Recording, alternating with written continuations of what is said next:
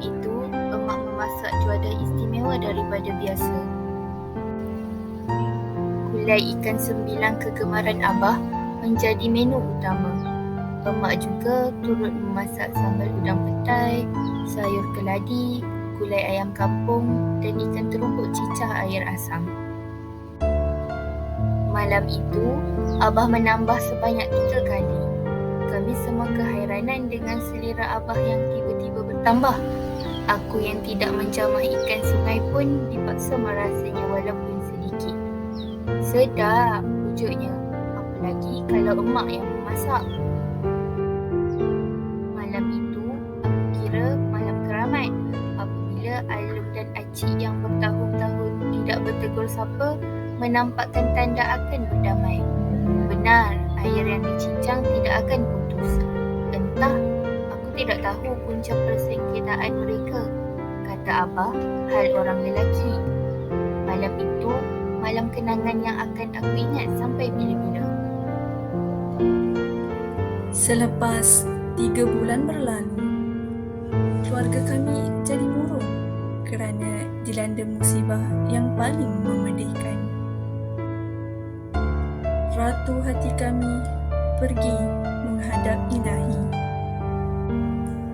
Aku terasa sepi sejak emak hilang daripada kami, kerana emak tempat kami bermanja. Rumah itu seakan tidak bermaya. Aku tahu yang paling terasa kehilangan ialah Abah. Selama ini, emak tempat Abah mengandar kasih, melenyap sepi hatinya, dan emak teman hidup Abah yang paling setia. Aku cuba menemani Abah mengisi ruang-ruang sepi yang ditinggalkan oleh emak itu. Aku tidak menyalahkan abang yang lain kalau mereka kurang waktu untuk Abah, kerana masing-masing punya kehidupan sendiri.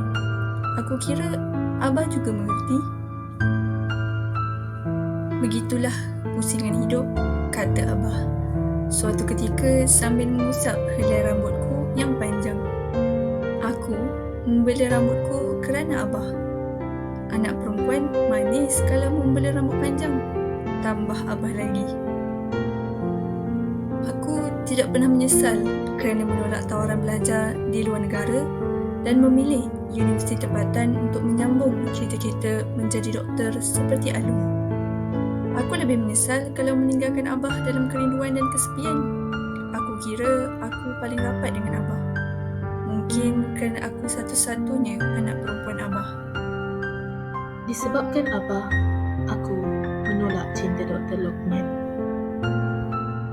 Lelaki itu sangat sophisticated, anak orang berada dan tidak pernah mengalah meninggalkan kota gahnya. Lelaki itu tidak mungkin mengikuti aku tinggal di kampung yang masih ketinggalan dan jauh dari kemodenan. Aku menolak cintanya dengan 1000 alasan, walaupun dia tidak henti mengirimkan mawar merah. Biarlah aku tidak kempunan kerana puncak cinta, bukan kepada harta dan para serupa, tetapi pada hati dan keserasian dalam ikatan. Hujung minggu itu, Alung menelpon aku. Katanya, Abah memintanya mencari ikan sembilang untuk dimasak gulai dan meminta semua anaknya pulang. Kata Abah, di kampung sekarang agak susah untuk mencari ikan sembilang. Abah rindu akan anak cucunya. Abah rindu untuk makan bersama-sama seperti dahulu. Kedengaran suara Alung seperti keberatan untuk memenuhi harapan Abah dengan alasan sibuk dengan kerja. Angah pula berada di Miri.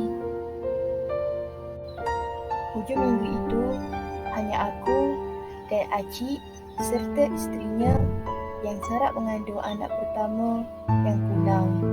Kami sama-sama memasak gulai ikan sembilang untuk Abah.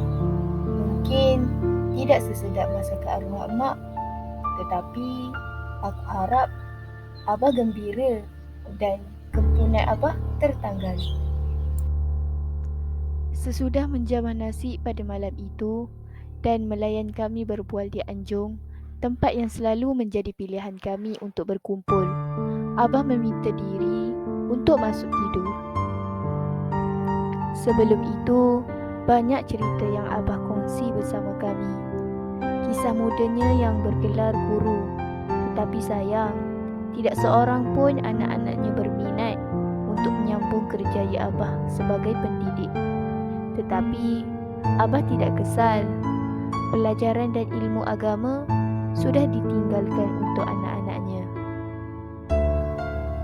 Sebelum Abah masuk ke kamar meradunya, Abah sempat melemparkan senyuman untuk kami.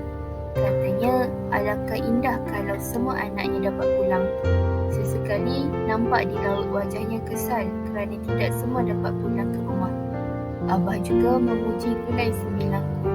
Katanya, gulai itu menambahkan rindunya kepada emak, membuatkan hampir air mataku menitis. Dan aku tidak tahu mengapa jiwa seorang anak ini seakan dapat merasakan sesuatu. Hati aku berdebar, tidak sebagaimana selalu ketika Abah memandang aku penuh kasih sebelum masuk tidur. Esoknya, aku menemui jawapan keresahan itu ketika aku mengejutkan Abah untuk solat subuh bersama-sama. Aku mendapati Abah telah meninggalkan kami. Rupanya itu pertemuan kami yang terakhir. Pagi itu, Alung dan Angah pulang dengan kekesalan pada wajah mereka kerana gagal menunaikan permintaan daripada seorang Abah yang tercinta.